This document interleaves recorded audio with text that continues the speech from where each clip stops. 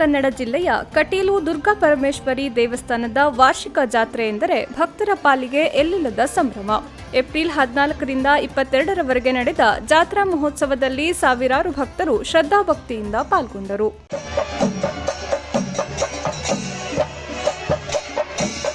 ಮೇಷ ಸಂಕ್ರಮಣದಂದು ಧ್ವಜಾರೋಹಣ ನೆರವೇರಿದ ಬಳಿಕ 8 ದಿನ ಇಲ್ಲಿ ಜಾತ್ರೋತ್ಸವ ನಡೆಯುತ್ತದೆ.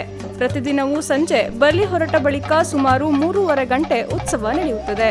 ವಾದ್ಯ, ಯಕ್ಷಗಾನ, ನೃತ್ಯ ಸೇವೆಗಳು ಇಲ್ಲಿ ನಡೆಯುತ್ತವೆ.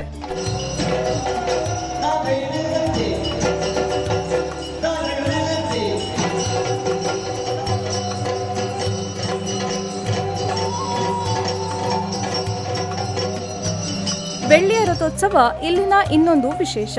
ಮಂಗಳವಾರ ರಾತ್ರಿ ಜಾತ್ರೋತ್ಸವ ಅದ್ದೂರಿಯಿಂದ ನಡೆಯಿತು. ದೇವಳದ ಒಳಾಂಗಣದಲ್ಲಿ ದೇವರ ಸುತ್ತು ಬಲಿ ನಡೆದ ಬಳಿಕ ದೇವರನ್ನು ಹೊರ ಕರೆತರಲಾಯಿತು. ಕಟೀಲಿನಿಂದ ಸುಮಾರು 4 ಕಿಲೋಮೀಟರ್ ದೂರದ ಎಕ್ಕಾರು ಎಂಬಲ್ಲಿಗೆ ದೇವರು ತೆರಳಿದರು.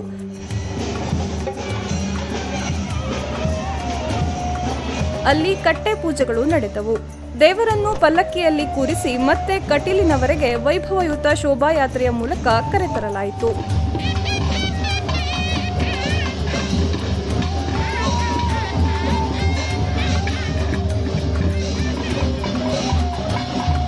ರಾತ್ರಿ 2:20ಕ್ಕೆ ದೇವರ ರಥಾರೋಹಣ, ಬ್ರಹ್ಮರಥೋತ್ಸವ ನಡೆಯಿತು.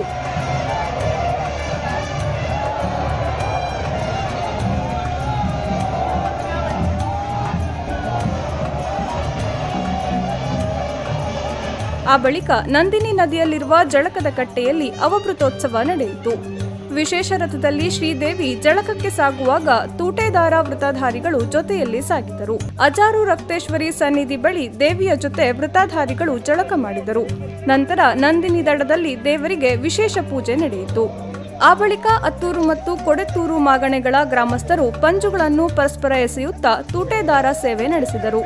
ಬೆಂಕಿಯ ಕಿಡಿಗಳಿಂದಲೇ ಅವರು ಸ್ನಾನ ಮಾಡುತ್ತಿದ್ದಾರೇನೋ ಎಂಬಂತೆ ಕಾಣುತ್ತಿದ್ದ ದೃಶ್ಯ ಎದೆ ನಡಗಿಸುವಂತಿತ್ತು. ಕಿಡಿಗಳು ತಾಗಿದರೂ ವೃತಧಾರಿಗಳಿಗೆ ಏನೂ ಆಗಲಿಲ್ಲ. ದುರ್ಗಾ ಪರಮೇಶ್ವರಿಗೆ ಈ ಬೆಂಕಿಯ ಆಟ ಬಲು ಇಷ್ಟ ಎಂಬ ನಂಬಿಕೆ ಭಕ್ತರದು.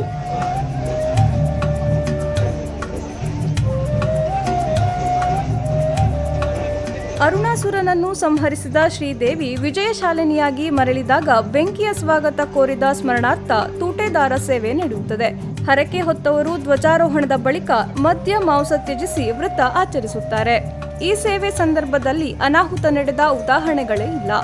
ಬೆಂಕಿಯಾಟ ಸಂದರ್ಭದಲ್ಲಿ 2 ಊರಿನ ಜನರಿಗೆ ಕುಂಕುಮ ಹಾಗೂ ಹೂವು ನೀಡಲಾಗುತ್ತದೆ. ದೇಹಕ್ಕೆ ಕುಂಕುಮ ಲೇಪಿಸಿಕೊಳ್ಳುತ್ತಾರೆ. ಈ ರೋಮಾಂಚನಕಾರಿ ದೃಶ್ಯವನ್ನು ಕಣ್ತುಂಬಿಕೊಂಡ ಭಕ್ತರು ಕೃತಾರ್ಥರಾದರು.